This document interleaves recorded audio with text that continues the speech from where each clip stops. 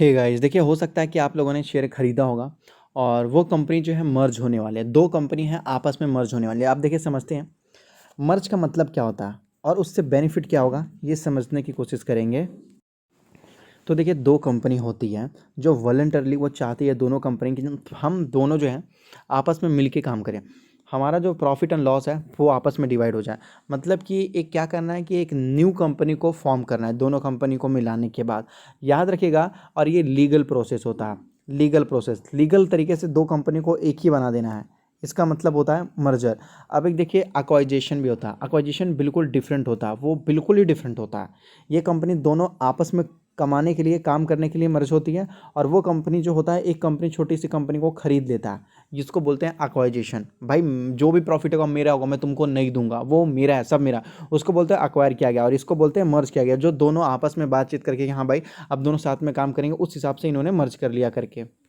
मुझे लगता है बहुत सारे लोग सोच रहे होंगे कि भाई वोडाफ़ोन आइडिया के बारे में बात कर रहे हैं, क्योंकि वोडाफ़ोन आइडिया जो है और भी जो सरकारी कंपनी है उसके साथ जो है मर्ज होने के लिए बताया गया था। तो देखो वोडाफ़ोन आइडिया के बारे में वीडियो नहीं है, कंफ्यूज मत होइएगा।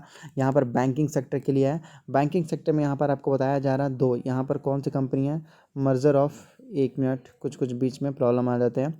मर्जर ऑफ देख सकते हैं Indian bank and Allahabad bank, देख सकते हैं। अब दो कंपनी आपस में इस वजह से मर्ज हो रही है क्योंकि भाई दोनों अगर अलग अलग रही तो भाई ये कंपनी, मतलब जो बैंक है वो कभी भी बंद हो सकता है, कभी भी बंद हो सकता है, क्योंकि ये बैंक का कोई भी वैल्यू नहीं है।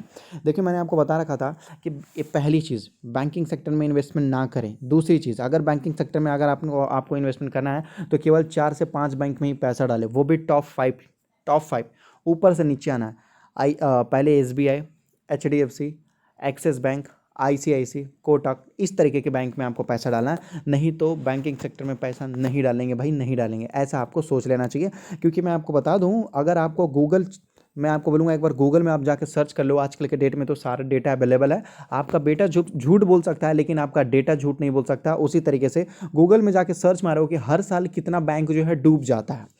मैं आपको बता दूं, लगभग हर साल कम से कम 1 या 2 बैंक डूब जाता है, या फिर 1 या 2 साल मिसिंग हो जाता है, समझ लो ना। नहीं तो हर साल बैंक डूबते रहते हैं, डूबते रहते हैं। और चलने वाले बैंक केवल 2-4 ही रहते हैं। तो अभी जो नाम आया है इंडियन बैंक का और दूसरा आया है इलाहाबाद बैंक का यहाँ पर। और इसी के खबर की वजह से इंडियन बैंक में लगभग आज के रेट में 5% की तेज़ी देखने को मिली है, और कोई वजह नहीं थी। सेम इसी की वजह से लगभग आज जो है स्टॉक 123 रुपीज़ के आसपास ऊपर जाने की कोशिश किया। याद रखिएगा कि RBI बैंक को डूबने नहीं देगा, लेकिन ये भी याद रखिएगा कि RBI बैंकों के लिए कुछ कर भी नहीं सकता। याद रखिए, कुछ भी नहीं कर सकता, यहाँ तक कि कोई भी नहीं कर सकता। हाँ, थोड़ा बहुत बस सपोर्ट दिया जा सकता है, वो भी इनडायरेक्टली, और कुछ नहीं है। लेकिन एक साल में इस कंपनी ने देखिए लगभग जो 89 मतलब 90% के आसपास का पैसा, मतलब पैसा डबल कर दिया था। अगर हम टॉप में देखें तो पिछले 5 साल में तो लगभग 44% का नुकसान है। इससे सोचो, पिछले 5 साल में 44% का नुकसान का मतलब आप सोच सकते हो 100% का लॉस, पैसा हो गया ज़ीरो। अब कैसे, देखो 5 साल में इसने आपको दिया 50% का नुकसान, पहला, सही है। और अगर आपने FD भी करवाया होता तो आपको 50% का तो बेनिफिट ही मिल जाता। तो ये जो 50 मिलने वाला था ये तो नहीं मिला, और ये तो 50 इसने डुबा ही दिया, तो टोटल 100% गया, काम खत्म हो गया। तो इसलिए अच्छे स्टॉक्स में पैसा लगाया ज़्यादा बेटर होगा। और लंबे समय में देखें तो लंबे समय में जब से ये कंपनी आई है उससे तब से ये कंपनी केवल जो 26% का रिटर्न दे रही है, और काफ़ी हद से लगभग जो कंपनी गिरी हुई है। तो अभी देखिए थोड़ा बहुत उठने की कोशिश कर रही है, लेकिन फिर भी अवॉइड करें ऐसी चीज़ों को। कंपनी एकदम मर्ज होने पे आ चुकी है।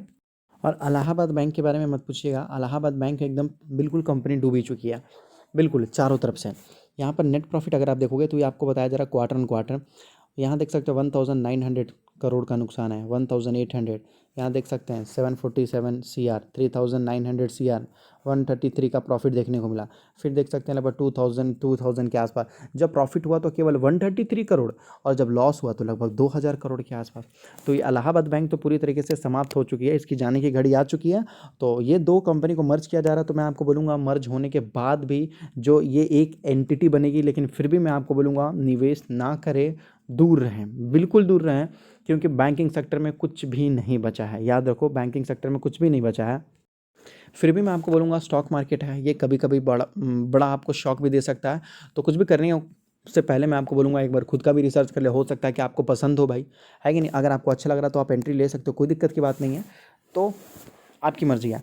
और अगर आप स्टॉक मार्केट में नहीं हो तो अपना डीमेट अकाउंट एंजल में ओपन कर सकते हो। नंबर 1 स्टॉक ब्रोकर्स आपको देखने को मिलता है, जहाँ पर आप एनएससी, बीएससी, म्यूचुअल फंड कुछ भी खरीद सकते हो। कोई टेंशन की बात नहीं है। जो चार्जेस वगैरह हैं, demat account free, delivery charges free, केवल 20 रुपीज़ लगता है, वो भी इंट्राडे में, जो हर जगह देखने को मिलता है। और भाई ये एंजल है ना, अब ये एंजल 1 बन चुका है। एंजल अब बहुत बड़ी कंपनी बन चुकी है, देख सकते हैं एंजल 1, पहले तो केवल एंजल था। इसके शेयर्स ने लगभग काफ़ी बड़ा मुनाफा निकाल के दे रखा है, और वॉच लिस्ट वगैरह भी आपको बना के बताया जाता है। तो डिस्क्रिप्शन में लिंक है, मिनटों में जाके अपना डीमेट अकाउंट वगैरह ओपन कर सकते हैं बहुत आराम से।